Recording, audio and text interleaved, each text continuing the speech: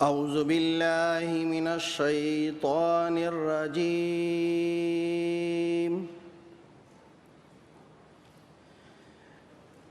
बिस्मिल्लाहिर रहमानिर रहीम।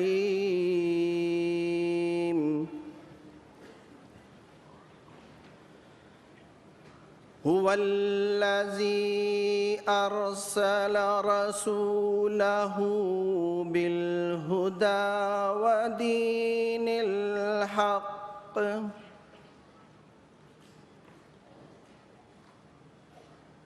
हुवल्लज़ी अरसल रसूलहु बिलहुदा वदीनिल हक़ लियुज़हिरहु अलद्दीनि कुल्लिहि वकफ़ा बिल्लाहि शहीदा।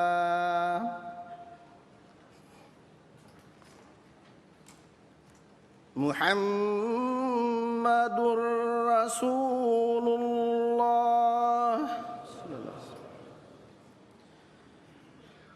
वल्लज़ीन मअहु अशिद्दाउ अलल कुफ़्फ़ारि रुहमाउ बैनहुम तराहुम रुक्कअन सुज्जदन यब्तगून फ़ज़लन मिनल्लाहि व रिज़वाना।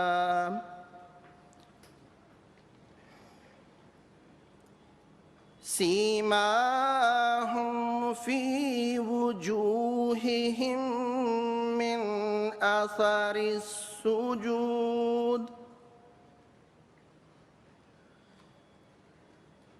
ज़ालिक मसलुहुम फ़ित्तौराह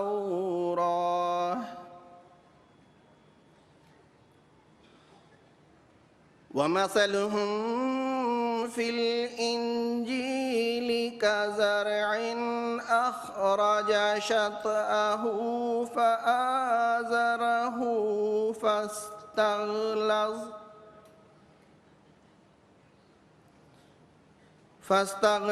فاستوى على سوقه يعجب الزراع ليغيظ بهم الكفار وعد الله الذين آمنوا وعملوا الصالحات وعد الله الذين آمنوا وعملوا الصالحات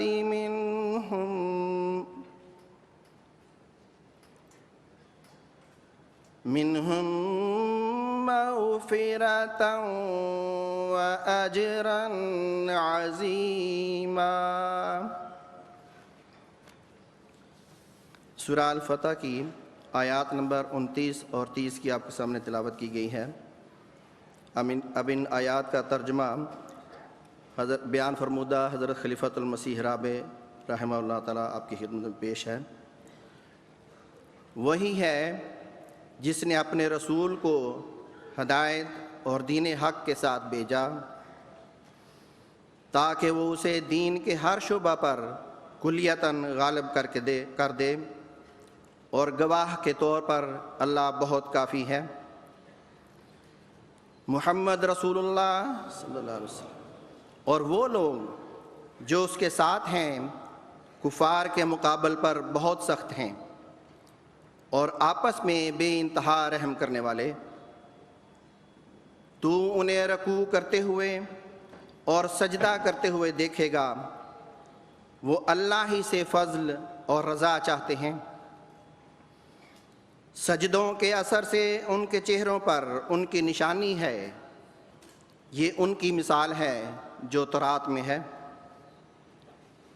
और इंजील में उनकी मिसाल एक खेती की तरह है جو اپنی قوم پر نکالے پھر اسے مضبوط کر دے، پھر وہ موٹی ہو جائے اور اپنے ڈنٹھل پر کھڑی ہو جائے۔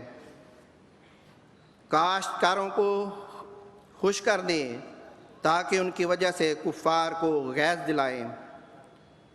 اللہ نے ان میں سے جو ایمان لائے اور نیک اعمال بجا لائے مغفرت اور اجر عظیم کا وعدہ کیا ہوا ہے۔